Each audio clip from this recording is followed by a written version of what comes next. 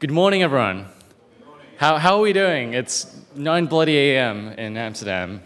Thanks for all the, purists who are out here, rushing to get the, fill of DAOs. I don't know, for the weekday. Right, so just a quick about me. I've been sort of working on DAOs since like 2019. Built sort of the first Sap Founders community in Ethereum, and created the Metacartel DAO ecosystem, created the first investment DAO, been doing DAO stuff for a bit, and yeah, been working on DAOs. It's all been thinking about for the last couple of years. And one partner at 1KX, but where we sort of purely focus on mainly two areas: token design and ecosystem building, right? So building communities, building contributed communities, thinking about how to build open source ecosystems, scalable governance structures, and the coordination of token launches. And today I'm going to be really talking about a new mental model for thinking about structuring DAOs and thinking about how to go to market with DAOs.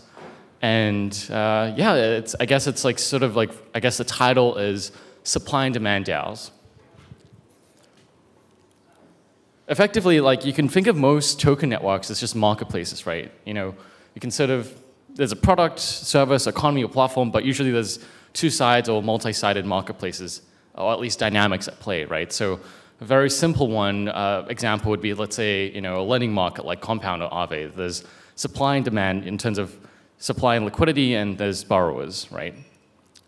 And with most token networks, you can sort of further break it down into, I guess, its operational focuses, which there's resource allocation, which is really the governance of token holders, right? The token holders are governing, how treasury is spent, which includes, not only how, reserves and funding is used to fund contributors, but how, the token supply is used, what incentive programs are launched, and so on. And most DAOs, are really just focused on resource allocating as a means of generating supply side or demand side, generation or activities. The problem today is that most, most DAOs really, are structured in a monolithic fashion where resource allocation, supply side, and demand side generation all coupled under one sort of umbrella of an organization, right? It's done under one organization where maybe it's split via working groups, but it's effectively one organization with 3 different focuses, right? And yeah, you can sort of think of supply side. It depends on what the product, network, or platform is, but really supply side, it can often look like product development, grant programs, R&D, and then really demand side generation might be user token boards when using the product, right? So nowadays, a single DAO is really just trying to bootstrap all this all under one organization.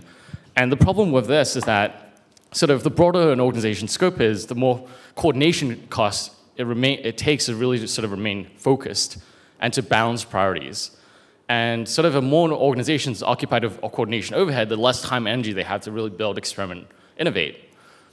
This is, we see this is what we call and it devolves into kumbaya DAOs, right? Where DAOs basically do nothing but talk about process, governance, sing songs, hold hands, and create swag, hold AMAs, and sort of do nothing else, right? It's sort of spurn all the runway and throw parties. It's this crypto, woo, crypto DAOs, yay, so it's not a good outcome.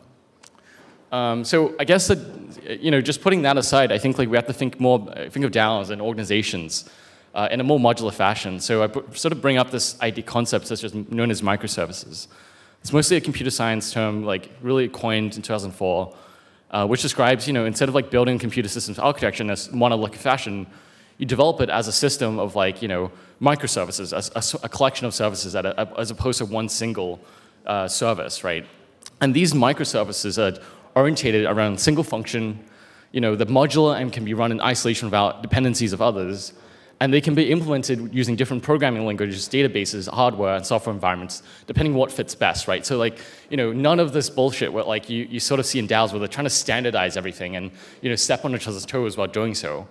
And you can really evolve the whole technology stack without, let's say, evolving the whole system without refactoring it. And it's sort of I guess, It falls under the Unix philosophy of do one thing well and do one thing and do it well, effectively. So instead of like thinking of DAOs as like monolithic organizations, we can actually think of them as like a bunch of microservices that really drive the DAO's main focus, which is driving supply side or demand side generation, right?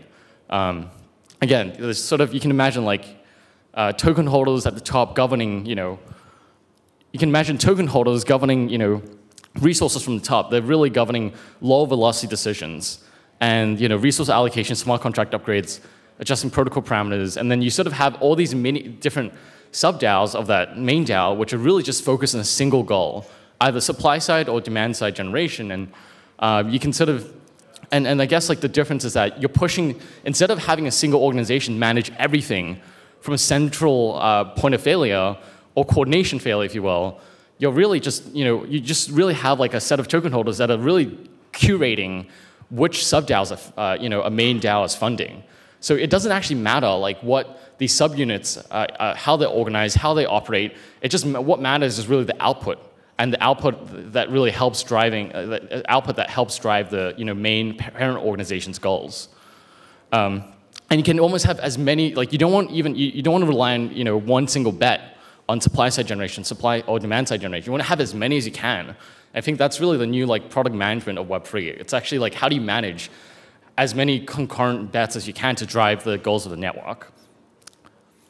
And so the problem is that today, like projects are launching token holders, like tokens first, right? As opposed to actually building any of this stuff that actually drives the goals of the network below. That's why you see, tokens being launched. There's a lot of hype, a lot of bullshit, to be honest, a lot of distractions, and a project just like loses all its momentum and gets nothing done. And that's partly, yes, a token itself is a distraction, but it can be a distraction, but it's more the fact that these networks never actually built like the core engines, right, of the network in the very beginning, right? They're sort of like launching a token and then sort of expecting people to self-coordinate to build like functions or these subunits that drive the goals. But in reality, they're just like they're launching a token, a community forms around it, and they're like bottling all the focuses and energy and the goals of the network, operational goals of the network under one umbrella, right?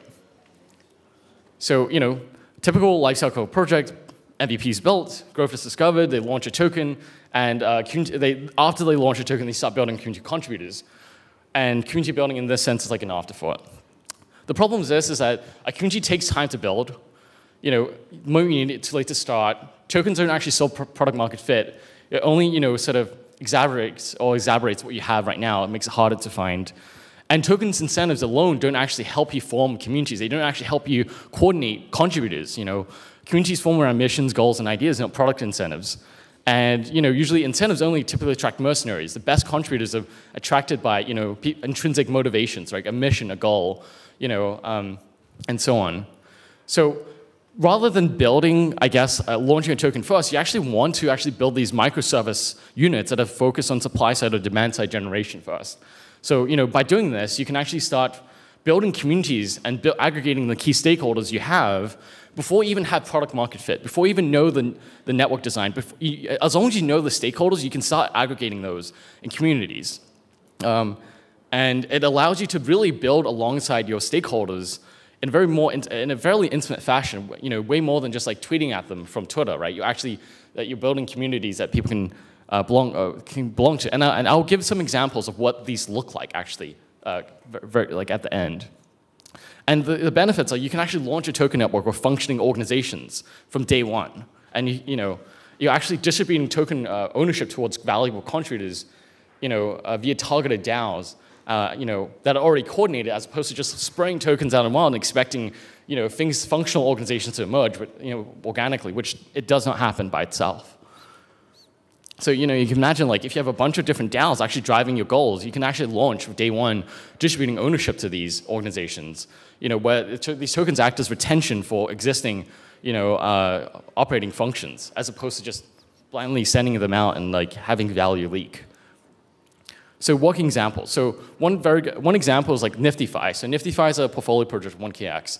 It's an NFT lending platform. Effectively, you can get loans on your NFTs as collateral. You can think of supply side as borrowers of NFTs as collateral who want loans. right? And then you can think of demand side as lenders of liquidity to underwrite loans.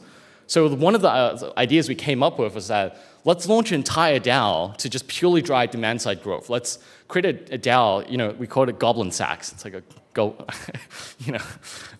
so Goblin Sacks we created this DAO called Goblin Sacks, which is purely a DAO focused on loan underwriting strategies. DAO purely focused on providing liquidity. And effectively, I guess the short TLDR is like we sort of incubated and bootstrapped this thing, and now it's a DAO that's one of the top 10, I believe, liquidity providers on NiftyFi, all without token incentives. And it's sustainably doing this, earning 50 to 60% APR on the loan, on the capital it's deploying right now. The capital efficiency and deployment rate's also near 100% as when pretty much max out the initial pool of capital which we raised for this. So we first internally built an NFT underwriting bot. We realized this could form into a sustainable organization and business.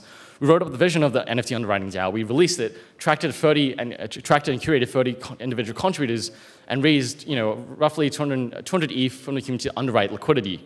So almost like a proof of concept, right? You want to start small and then sort of go from there. And then we've been operating for about 4 or 5 months. Where we built a community that's really just driving and experimenting different strategies on this protocol. I mean, lending strategies on NiftyFi. And we've managed to source 3 to 4 contributors that are willing to go full-time now, and in the process of raising. And this is an example of a fully sustainable organization that's now built on NiftyFi as a platform, all about token incentives. And the moment when they do launch a token incentive, there'll be a retroactive airdrop that goes to this DAO, right? Just purely based on the lending volume that we've been doing.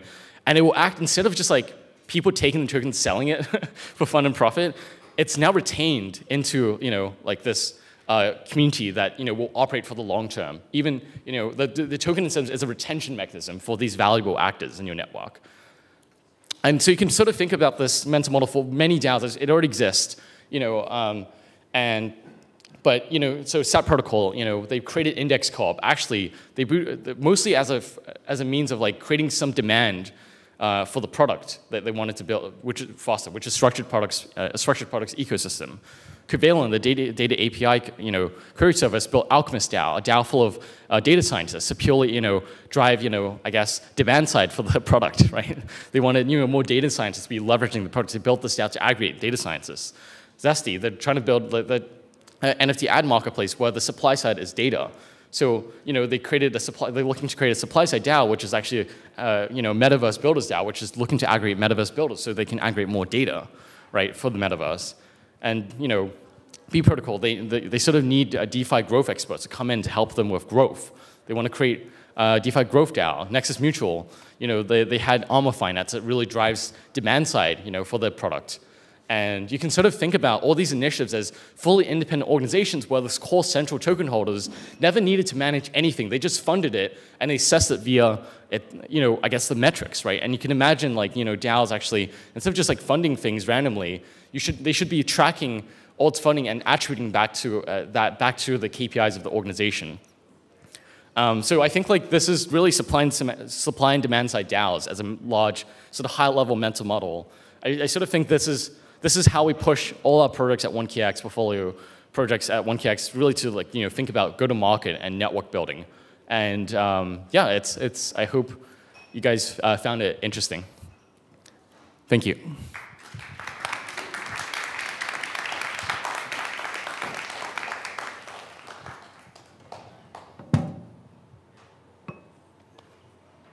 Sure. So once you have those products that spin off of a community, how do you know how much that product that is not self-sustainable should pay as a tax, so to speak, to maintain the community? Does that make sense? Not really. So you have that product that you spin out of the community, or you create first a community so that you create a demand side, so you gather I think this is the beauty of it. You can do both. You can both create entire organizations by themselves and then have them participate in the underlying protocol and network, right? Or you could actually spin something out. But I think the key is that they should be fully autonomous as an organization by themselves. And ideally, after the golden, balance, the perfect scenario is that you have these organizations that are entirely self-sustainable without even needing token incentives. And your product or network or platform is so good that like it doesn't need to like it doesn't need any token incentives to retain them. But early stages, you definitely might need some token incentives to bootstrap the marketplace itself, right? I can imagine when you scale this process to a number of subDAOs, the number of subDAOs grows, and the parent DAO grows also in size. I can always see that your subDAOs can have communication problems, for example, and also the incentives and diversion. So you imagine that the subDAOs themselves, they're governing themselves autonomously, but down the line, as time passes and the DAO kind of gets bigger and bigger, the parent DAO, your sub group, so to speak, might lose touch, might, the incentives might diverge, their ideals, I get you. Like I think that's a it's. there's an optimal point between the number of subDAOs to the parent DAO, and after that point, it kind of becomes again the same coordination problem that. I disagree. I think that you should have infinite. You should make the ability to become. I guess my definition of subDAO is that you have the tokens of the parent organization, right? And that's really you just have some sort of a sibling relationship. It can be as undefined as you want it. But I think that you should have as many subDAOs as you really I would say, like as you can sort of manage, right, and build relationships with. Sure. But I think that like the key is to basically make it so that anyone can really become a subDAO and compete. I think competition is pretty important. Maybe this is understated in the in the deck, but I think that you should have all the subDAOs competing with each other to actually perform the best, and you should be allocating the resources to those, right? I think, and then Well, some of the big DAOs, what they do is they have autonomous subgroups, so they kind of go on the same lines that you just said. It's to incentivize competition within the DAO, and you're trying to achieve the same goal in another way. It makes sense. yeah. I think like because without competition, you just like get to this like the same kumbaya DAO state today, where you have like people afraid to like compete, and you end up like not backing the best solutions. Like you should be always looking to back and support the best solutions, the most efficient solutions, the best performing ones, and assess everything that you're funding based on this, right? But except today people are afraid of hurting each other's feelings and saying mean things to each other, and then you end up with DAOs that really fail to achieve, like to perform effectively, right? So it's like I think that these sort of social contracts really need to be baked in at the start of the organization, so that's like clear and apparent.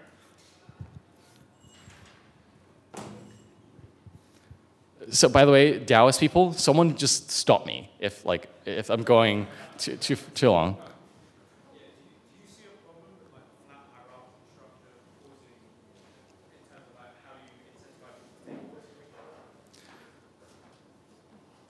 people? Yes, I have massive problems with flat hierarchies. I think they fucking suck. No, it's not I think that in terms of incentives, well, in terms of like organizing a group, I think you need to have leadership and have clear hierarchies. Like that just like gets shit done. I think the difference is that you want to be able to pull power when possible, right? So I sort of have this like vision or dream or I don't know, a wet dream of like this like DAO where like 99% of the tokens are like delegated to like one dictator. They make all the decisions, and then but the moment the dictator abuses the power, you just pull it. And then you move on to the next dictator. We'll have many different dictators, right? This is my dictator of dictatorships governance model. It's my favorite. Ran Metacartel, all of it. It's great. People can attest. But in terms of like ownership, I think that just comes with like economic ownership. Like economic ownership, and there's social ownership, where like someone feels like they have the ability to influence and change an organization through their own voice, right? And I think these two are important, but you sort of have them to you need to have parity between the two, or there's like basically perversions that arise from the like mismatch. So like if you have a flat hierarchical structure and you're trying to make some, apart from delegation, like if you're trying to get people to accept orders from each other, how are you going to do that if everybody is supposed to have their own voice? No, like there's social, like there's a way to create social, a fair social, forum where voices can be heard, while also, creating, I guess, non-flat, voting, voting distributions or, decision-making, power distributions, right? I think there's a difference between that two. And yeah, I mean,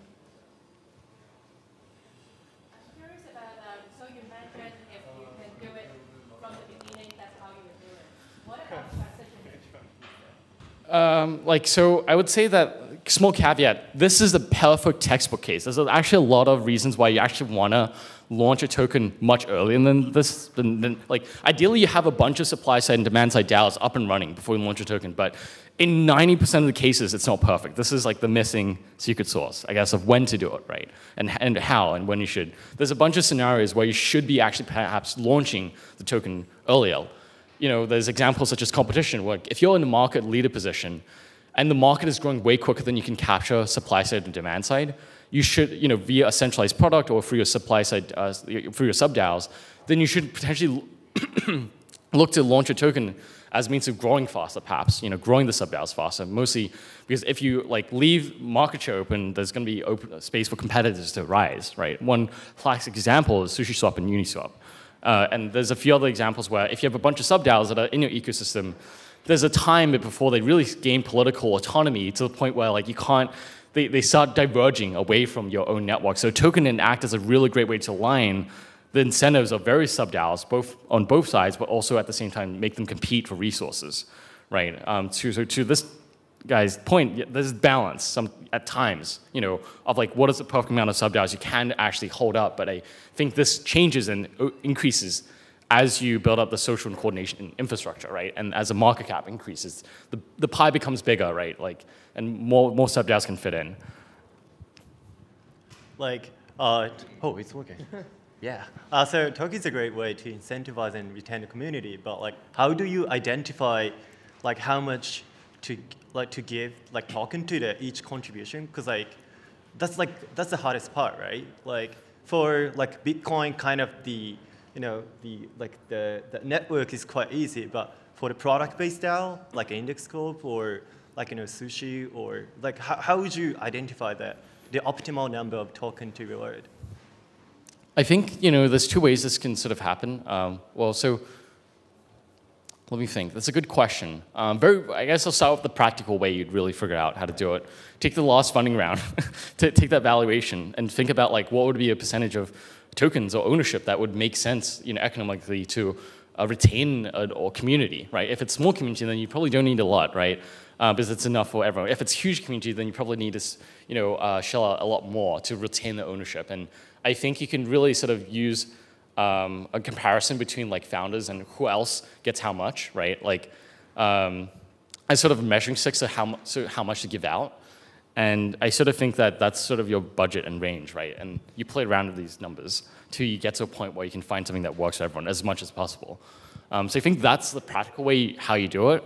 But if you're really planning this, I think there's a few different ways. I think I haven't thought too. I think this is something where I haven't really walked through enough examples to really be able to share too many. I guess the dynamics of the different parameters and how do you adjust them. I'm still not sure on that, to be honest. Yeah.